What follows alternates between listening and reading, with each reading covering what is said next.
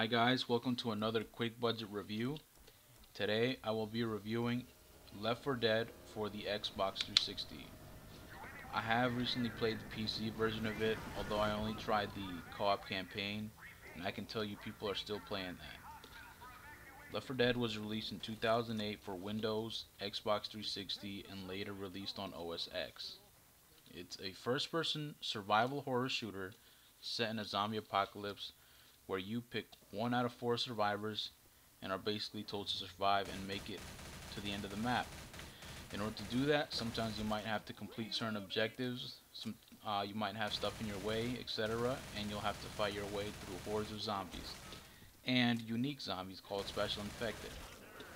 These are really what brings the game to life. There are a total of 5 different Special Infected, each one with a unique ability that sets them apart from the others, as you will see in the video.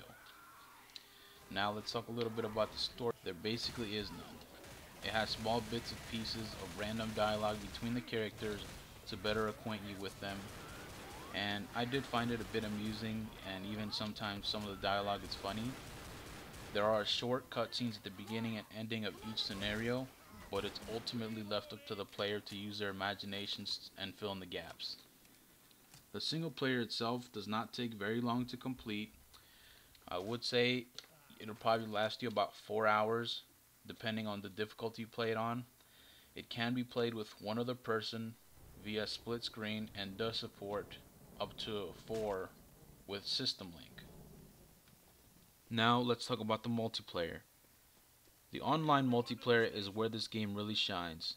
There are an additional 3 other modes for multiplayer, all support up to 1 guest. One such mode is the survival mode. This is actually DLC that has been made free. It depends on the version of the disc you get. I know the Game of the Year edition brings it built in, the CD. In this mode, you are locked in an area of a map with 4 other players, and the objective is to see how long you can last. Everybody's individual time is then recorded and displayed at the end of the round. Then there's campaign mode, which is basically single player but online, where you are allowed to team up with 4 friends or random players over Xbox Live. In my opinion, this is how the game was meant to be played. Even if the campaign is short, its replay value is still very high. One such reason is the AI.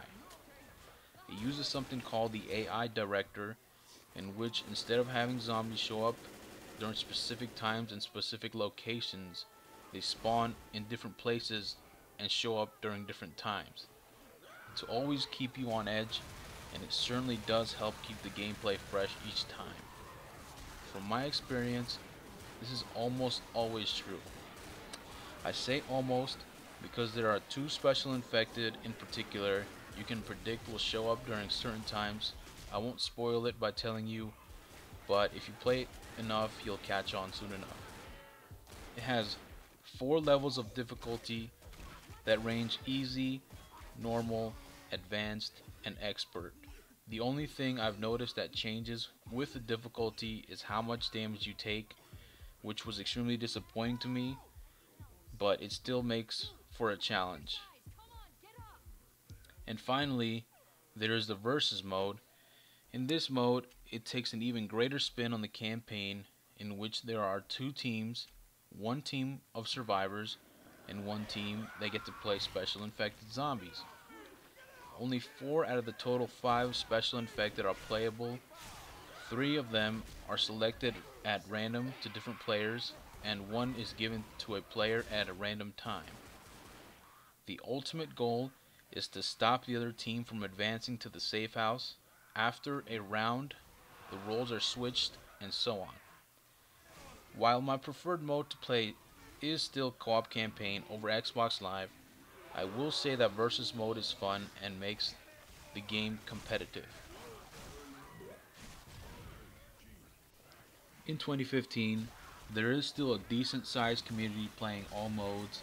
The game is still being played over Xbox Live, and as I said in the beginning, I did try the co-op on the PC version and people were playing that as well.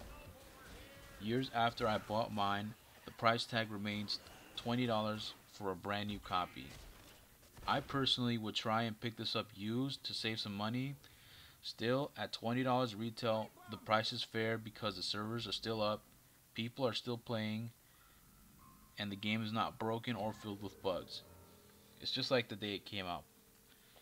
It's a fun game to play or have around for when you have a buddy over and when you guys want to play something that allows couch co-op.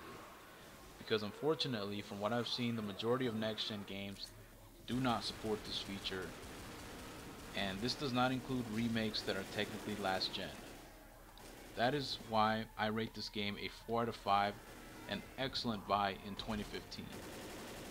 This has been another quick budget review. I hope you guys found this video helpful. Leave a comment if you have any questions about the game. And I have more reviews coming up, so stay tuned until next time. Help! You gonna make it? I'll live. Up you go. Yeah, I'll make it, but... Thanks. That was refreshing. Guys! Bill. I know that noise. Hunter.